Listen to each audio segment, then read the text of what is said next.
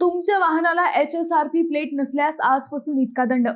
Breaking news, तुमच्या वाहनावर अजूनही HSRP म्हणजेच हाय सिक्युरिटी रजिस्ट्रेशन नंबर प्लेट बसवली नसेल तर आजपासून तुम्हाला थेट 1000 रुपयांचा दंड भरावा लागू शकतो।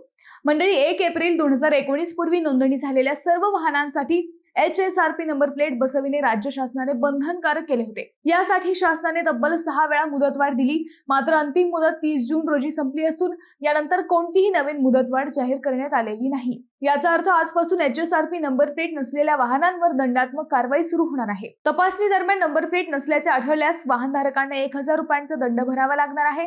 अहिल्यानगर जिल्ह्यात अजूनही 1.5 लाखांहून अधिक वाहने या नियमांचे पालन केलेले नाही। प्रादेशिक परिवहन अधिकारी विनोद सगरे यांनीही स्पष्ट केले आहे की 30 जून ही अंतिम मुदत होती आणि शासनाकडून कोणतीही मुदतवाढ देण्यात आलेली नाही।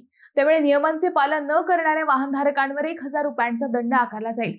म्हणून मंडळी, ही महत्त्वाची माहिती इतर वाहनधारकांपर्यंत नक्की पोहोचवा।